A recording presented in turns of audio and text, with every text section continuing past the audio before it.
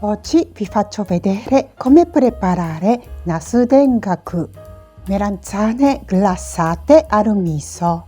Gli ingredienti sono una melanzana bella grande, il miso, il sake, lo zucchero, il sesamo tostato, i cipollotti tagliati fini. Questa è la ricetta da 2 porzioni. Nella pentolina piccola antiaderente mettiamo 60 g di akamiso, che sarebbe il miso di colore rossiccio medio scuro. Ci sono anche il miso scurissimo e il miso chiaro, ma per questa ricetta userò il akamiso. Nell'altro video, che si chiama I miei ingredienti giapponesi, sto spiegando bene sul tipo di miso che esistono. Se può interessarvi, lo guardate anche per avere maggiore conoscenza su tutti gli altri ingredienti giapponesi che uso. Attacco il link nella descrizione. Mettiamo 30 g di sake. Chi non ce l'ha, sostituite con il vino bianco. Mettiamo 20 g di zucchero. Mettiamo la pentolina sul fuoco piccolo e mescoliamo bene prima di accenderlo. Accendiamo il fuoco al medio-basso. La mescoliamo continuamente e quando comincia a scaldare la salsa abbassiamo il fuoco al minimo. Continuiamo la cottura lenta mescolando sempre. Da poco che ce l'ho questa pentolina antiaderente, è molto piccola ma molto utile. Ha un diametro 12 cm, alta 7 cm. Dopo un po' di minuti vedrete che la salsa sarà più ristretta. L'alcol di sake evapora e rimane umami che è gustoso. Insieme allo zucchero che, unendo al miso, crea il sapore dolciastro. Quando la salsa avrà la densità come sulla immagine, spegniamo il fuoco. La mettiamo nella ciotolina e la copriamo con la pellicola per evitare che si asciughi. Abbiamo una melanzana bella grande che pesa 430 grammi. Per darvi un'idea, la parte più larga ha 7 cm, lunga 20 cm. La tagliamo a metà alla lunghezza.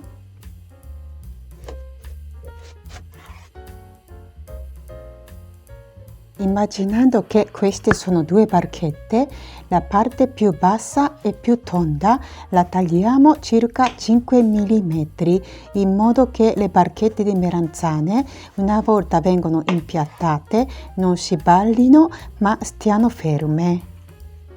Le mettiamo nell'acqua e, mettendo una ciotola pesante su loro, le facciamo stare sotto acqua e le lasciamo così per 5 minuti. Dopo 5 minuti le togliamo dall'acqua e le asciughiamo bene con lo strofinaccio pulito. Con il coltellino piccolo incidiamo le linee in diagonale con 1,5 cm di distanza e creiamo il disegno da griglia e l'inciso del coltellino facciamo arrivare al circa 80% di profondità della melanzana.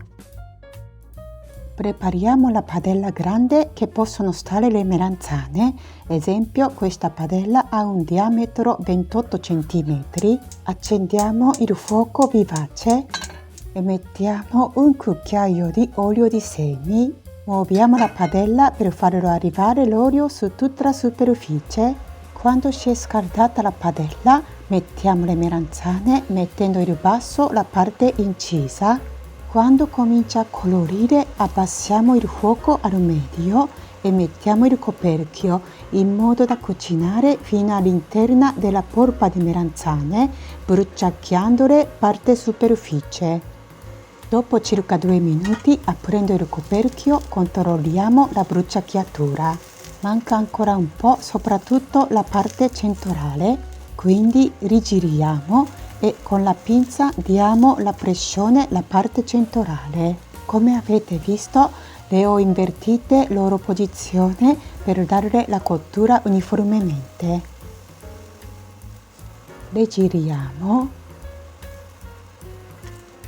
Aggiungiamo un altro cucchiaio di olio di semi nella padella, non sulle melanzane.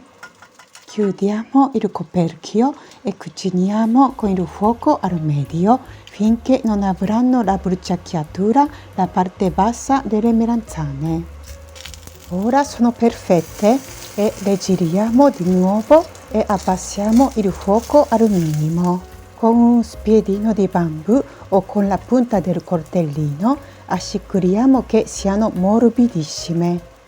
Le spostiamo sul foglio di alluminio appoggiato sulla teglia di un toaster. La spalmiamo sulla superficie delle melanzane tutta la salsa al miso dividendo in due.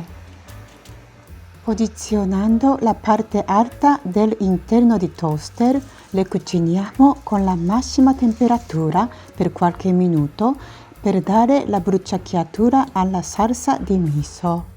Questa ultima procedura potete fare anche con il forno oppure potete non fare, ma l'aspetto e il profumo è ancora più invitante.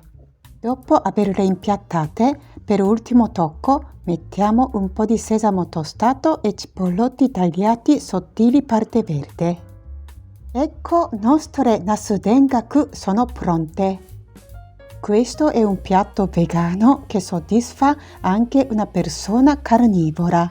Nella ricetta tradizionale si mette quasi doppia quantità di zucchero, ma a me non piace un piatto salato che domina troppo dolce, quindi ho fatto diverse prove prima di fissare questa ricetta.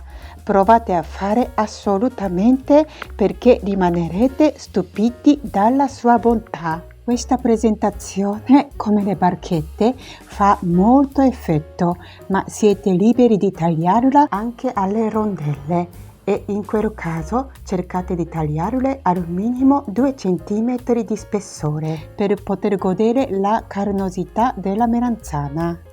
È tanto saporito e soprattutto buonissimo. Qua ci vuole bella tazza di riso bianco. La mangerete con i bastoncini oppure con un cucchiaio. Chi vuole farle diventare più sostanziose le friggerete con l'olio, invece chi vuole più leggere, anziché il totale 2 cucchiai di olio, userete solo un cucchiaio di olio.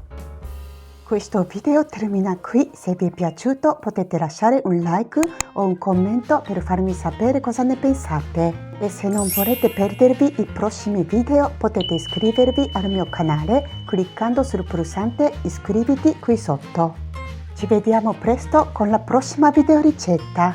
Ciao a tutti!